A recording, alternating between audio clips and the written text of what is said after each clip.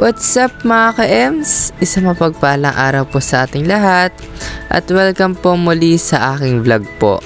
Sana po ay nasa mabuti kayong kalagayan habang nanonood po ngayon.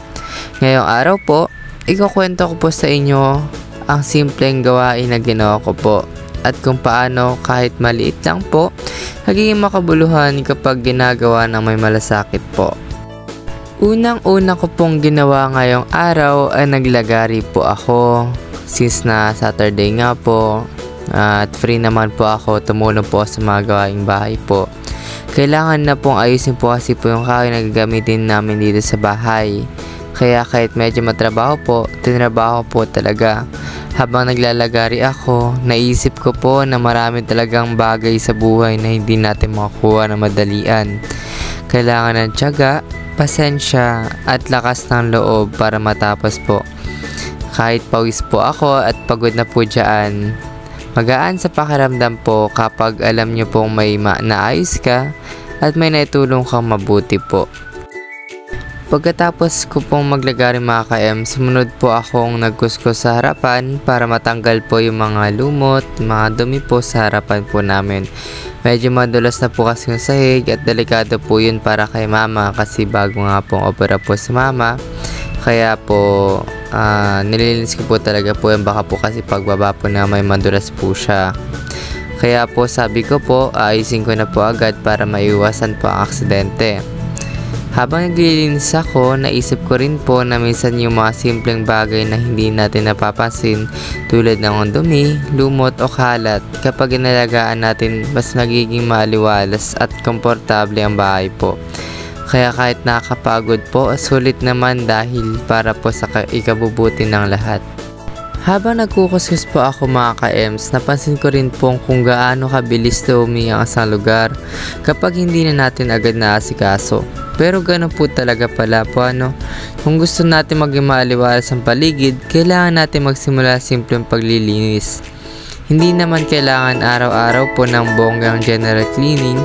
Minsan sapat na po yung pag-aalis ng lumot, pagwawalis o simpleng paglinis para magumaan ang pakiramdam. Napansin ko rin po na habang napapagod ang aking katawan, para nagiging therapy din po siya minsan. Yung tipong habang nagkukuskus ka po, nare-refresh din yung utak mo po. At syempre po, kapag nakita mo malinis na yung harapan, ang sarap po sa pakiramdam para may nabawasang bigat, may nabawasang gulo, at mas gumagaan yung mismong atmosphere po sa bahay. At the same time din po, nakatulong din po ako kay mama po. Kaya sabi ko po sa sarili ko, kahit pagod, okay lang po. Mas importante na maayos ang paligid at ligtas sa mga tao dito sa bahay po. Kasi kapag may nadulas na nasaktan po, mas mahirap po yun. Kaya mas mabuti ng paghirapan ko na habang kaya ng oras at katawan po. Ate, gusto mo dinner? Tapos naman na kumain. Hello! Ha? Hello! Ano gusto mo? Biscuit. Biscuit? Yung biscuit natin, lapa cake lang. Sige. Sige.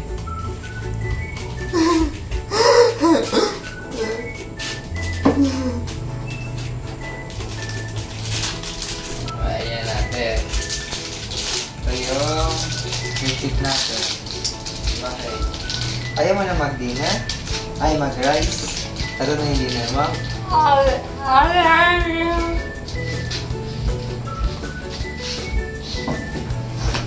Relax ka lang.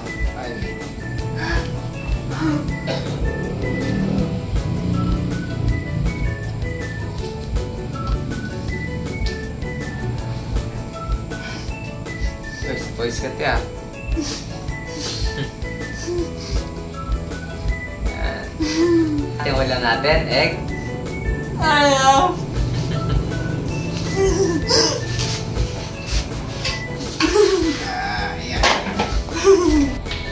Ayaw ba ate na ulang natin na egg? Dapat ate, hindi pagkain, maserte tayo. Kasi nga, manakain pa rin tayo. May bahay pa rin. So, thankful dapat tayo kay Lord. Grateful tayo kay Lord sa blessings niya, di ba? Kaya dapat, wag maarte.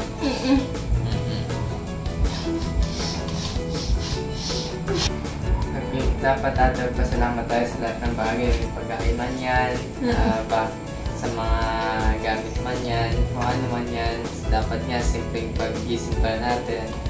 Dapat pasalamat tayo, grateful tayo sa blessings na binibigay kami.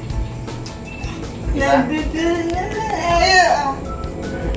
Sinasabi ko lang. Dugo na? O yung... may kasi.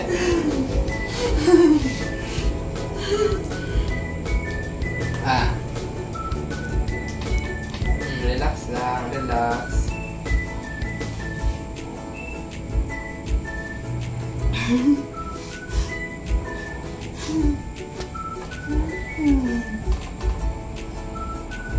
Ano te?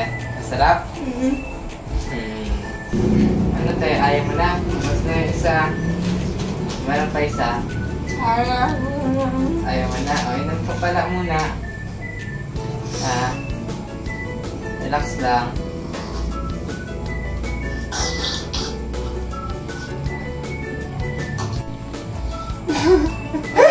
Relax lang.